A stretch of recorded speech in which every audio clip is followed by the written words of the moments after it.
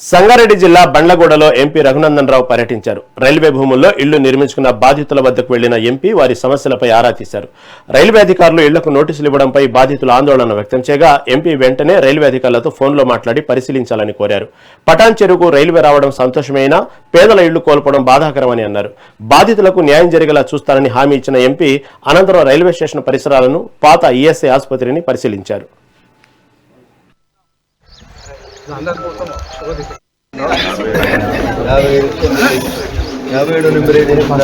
Last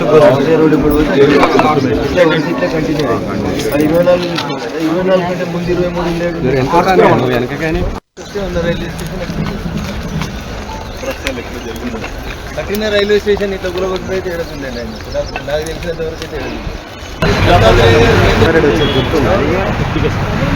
Dattatreya గారు వచ్చి దానికి పెద్ద ఇనాగరేషన్ హంగామా. పటాన్ చెరువు ప్రాంత ప్రజల కళ పటాన్ చెరువుకు ఒక రైల్వే స్టేషన్ రావాలని. అనేక ఉద్యమాల తర్వాత పటాన్ చెరువులో ఒక రైల్వే స్టేషన్ నిర్మాణం జరిగింది.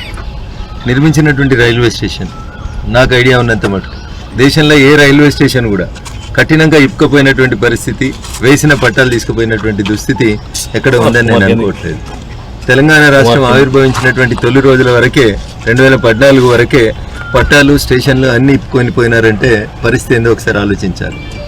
10-15 సంవత్సరాలుగా రైలు పట్టాలు లేవు, రైల్వే అధికారులు ఎవరు రావట్లేదు. కాబట్టి ఈ ప్రాంతంలో చిన్న చిత్కా కూలి పని చేసుకొని వేరు ప్రాంతాల నుంచి వచ్చిన ప్రజలు, బండ్లగూడ స్థానికులు 100-120 గజాల లోపల రేకుల షెడ్లు, చిన్న చిన్న ఇండ్లు కట్టుకొని వాటికి ఇంటి పన్ను కడుతూ గత 15-20-30 సంవత్సరాల నుంచి కూడా నివసిస్తూ వస్తుంది. సడన్గా వచ్చినటువంటి రైల్వే అధికారుల యొక్క నెంబరింగ్ విధానం కానీ, నోటీసులు తయారు చేస్తారు అనేటువంటి ఒక అంశాన్ని నా దృష్టికి తీసుకొని వచ్చినప్పుడు సౌత్ సెంట్రల్ రైల్వే అధికారులతో మాట్లాడి ఒక joint inspection GHMC, South Central Railway, రెవెన్యూతో పాటు పోలీసులు అందరం కలిసి వచ్చి ఎంక్రోచ్మెంట్స్ ఉన్నాయా, రైల్వే డాక్యుమెంట్స్ ఏమున్నాయి అనేది చూసి పేద ప్రజలు ఎవరైతే ఈ ఎంక్రోచ్మెంట్స్ పరిధిలో ఉన్నారో వాళ్ళకి ఏ రకంగా న్యాయం చేయాలి, ఒకవేళ తప్పనిసరిగా ఎంక్రోచ్మెంట్ తొలగించాల్సి వస్తే వాళ్ళకి ఇంటికి ఇల్లు ఇస్తామా, పరిహారం ఏమిస్తామనేది ఒకసారి చర్చించాల్సిన అవసరం ఉంది. కాబట్టి సౌత్ సెంట్రల్ రైల్వే ఉన్నతాధికారుల దృష్టికి ఈ విషయాన్ని తీసుకెళ్లడం జరిగింది.